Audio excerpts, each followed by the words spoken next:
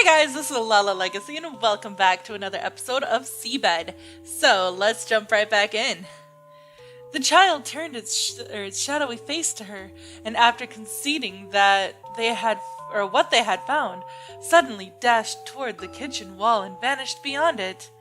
Well, was that scary? She leaned against the table on her elbows and took a good look at my face. Yeah, that was pretty creepy.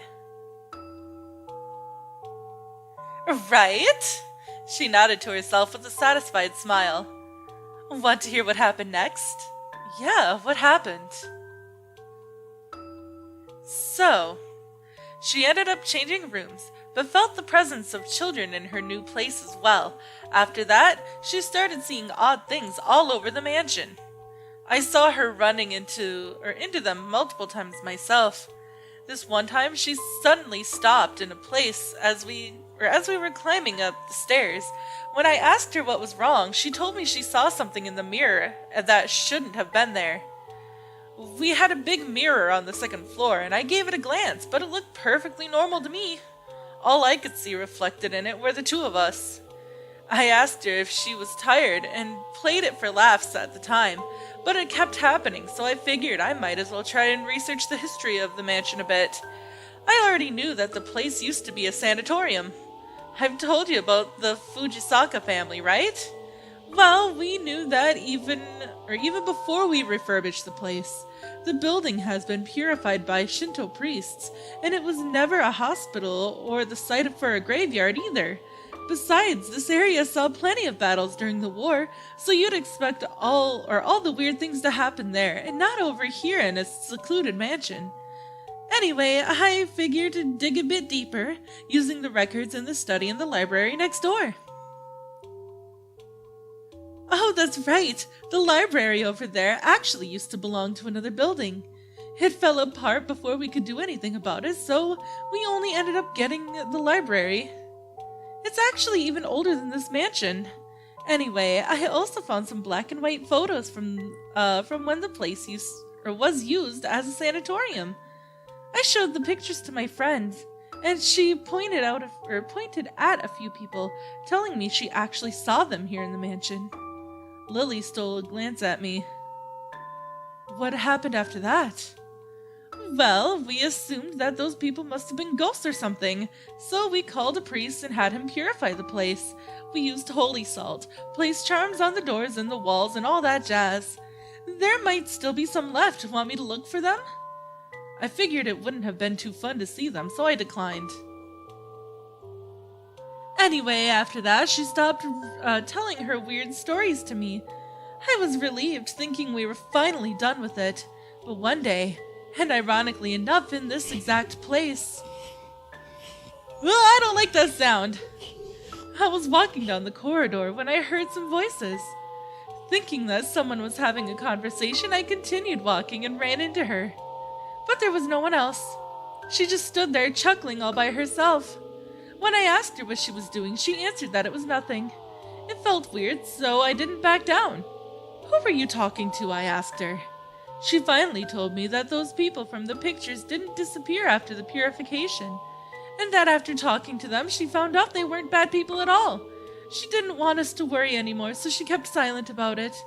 None of us, of course, saw or felt anything, so it could have gone by unnoticed, but I think she wanted someone to confess to. Even after that, I saw her talking to herself on multiple occasions.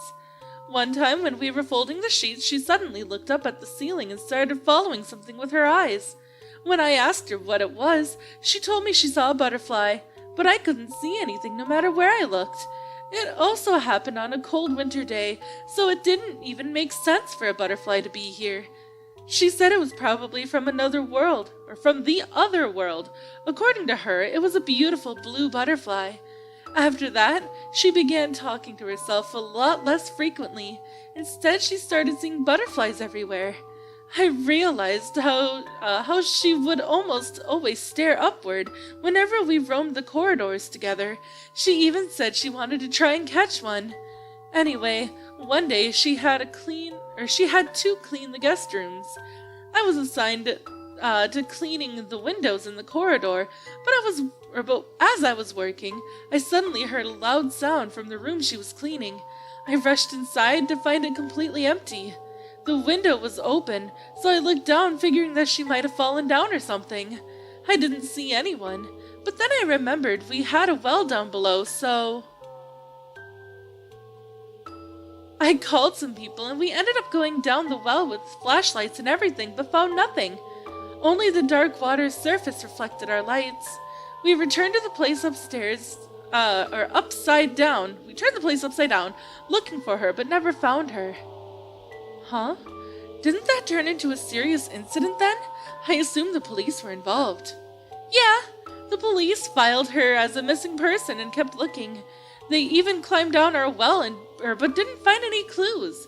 Anyway, she disappeared without a trace. Most of the people have heard stories about her, so they started saying that she was spirited away. Her parents looked everywhere for her, but ended up with no clues either. However, it's possible she's been around here all along. It's just that we couldn't see her. Well, was it scary? Lily opened her eyes as she asked the question. More like creepy in an unsettling way. I suppose. You know, someone said that if we can't find the body, that means that there's a chance she's still out there, alive and well. It's a possibility I can't deny. So you're saying we're better off not knowing? Well, there are things best left unknown, right? Besides, we don't even know whether she was seeing real ghosts or just had mental problems. On the other hand, she began acting particularly weird after seeing those old pictures. Perhaps it would have been best for her to just ignore the whole incident with that child or whatever she saw on her first weird night. What do you think? Well, I imagine it'd be difficult not to pay attention to something as big as that. You're right, but I still think it was at least an option. As I deliberated on which part she had been referring to exactly, her tone suddenly turned more cheerful. These kinds of stories are like Pandora's box. If no one ever opened the thing before, how would they know that hope would be the last thing remaining on the bottom? However, some theories claim that you can also know the future through it. Really? Still, it doesn't really change my example. I glanced at Sachiko, and Lily followed my gaze. What do you think? The light falling on Sachiko's hair had grown orange in hue. I suddenly heard another set of footsteps approaching from the direction of the corridor. Oh, snap! Lily stood up as Nanai stormed into our serene space. What are you doing here? What about the laundry? Nanai addressed Lily in a somewhat heated tone. I wasn't skimping on work. I was telling our guests about the history of our mansion, that's all. I really hope they weren't your silly ghost stories again. Oh, not even close, right? I'm sorry for taking up your time, but I truly appreciated that curious little story. Nanai looked at Lily, then back at me. She finally heaved a deep sigh. Well, okay then. Lily picked up her laundry basket. Well, I'll be returning to work then. Jeez. Let's have another chat sometime, said Lily as she began walking down the corridor. Sure. Well, see you around then. Nanai followed after Lily.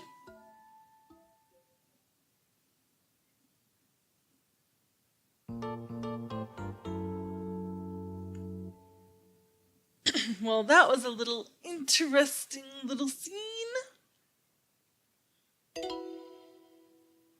Oh, yay! We got tips 2. Second trip, landscape immersion. We'll be looking at that in the next episode of SeaBed. So, let's continue on with the main story.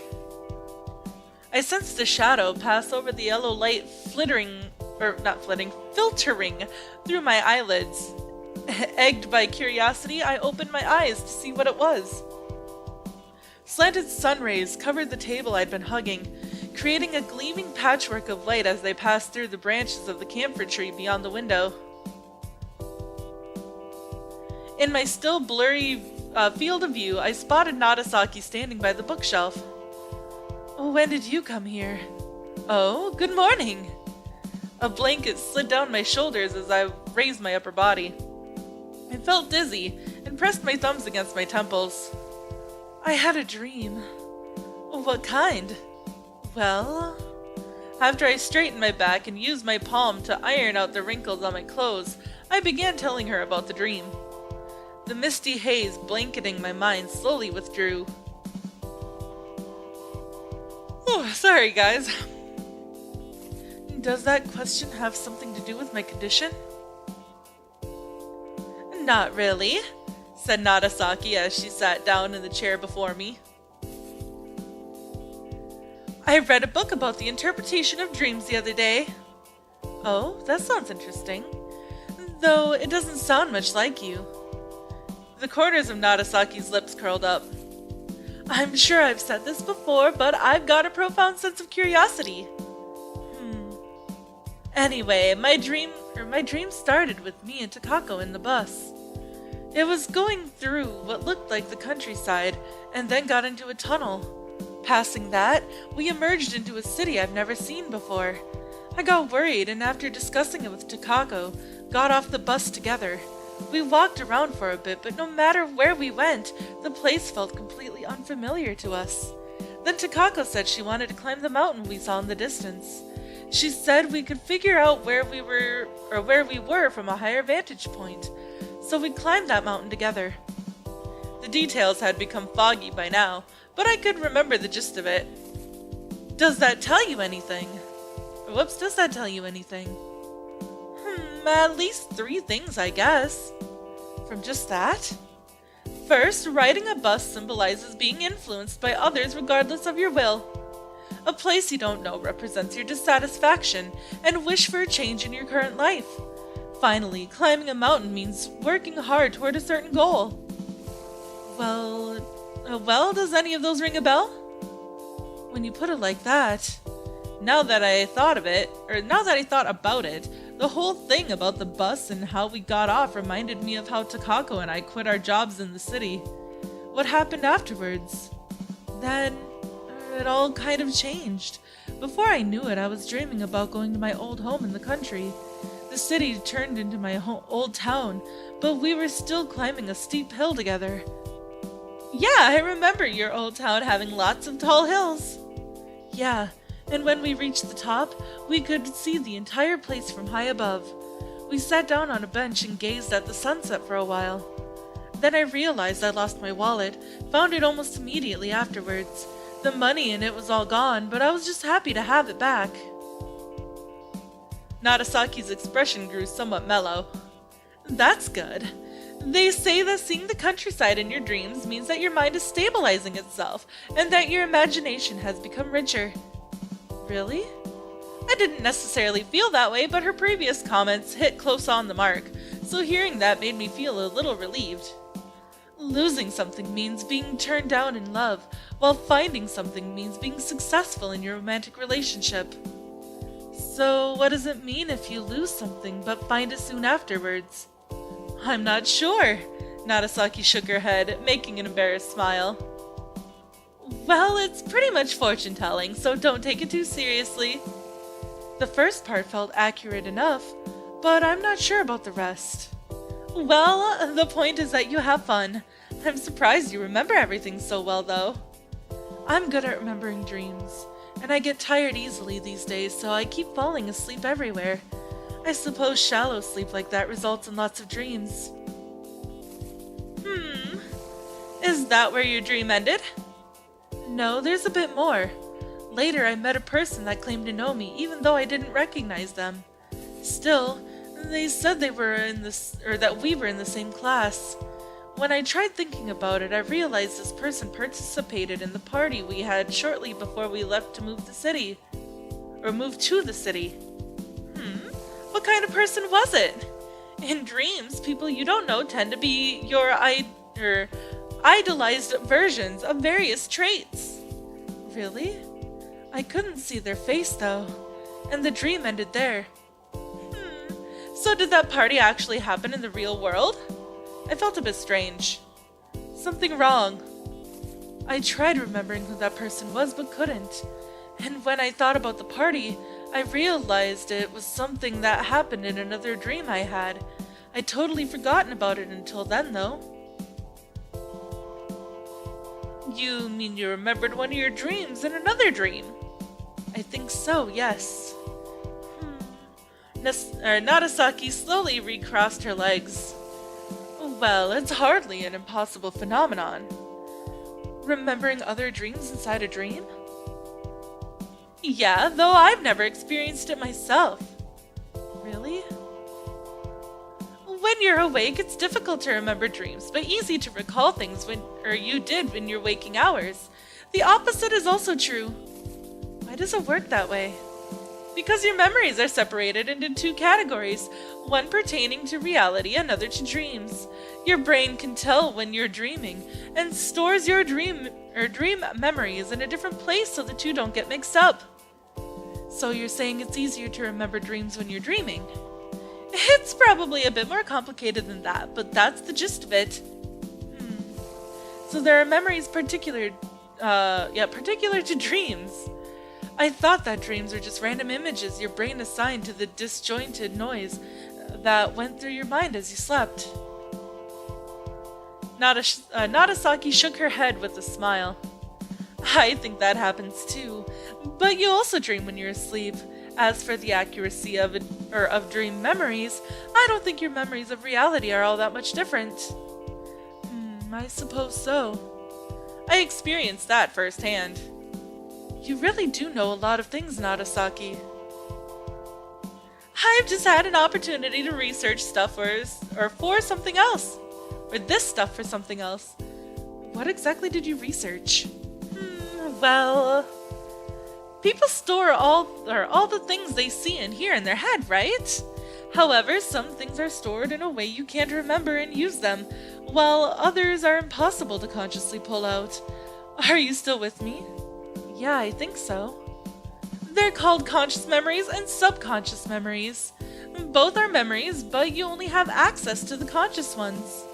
I was contemplating if one could prove the existence of a subconscious of a subconscious thought system, constantly using those memories as well. I'm not sure if I understand. What happens if you prove that?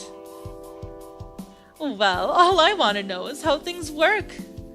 Nagasaki looked out the window. The evening sun illuminated her red hair, making it look almost like flames. Oh, that's right. The bird we saw yesterday is called a red-flanked bluetail.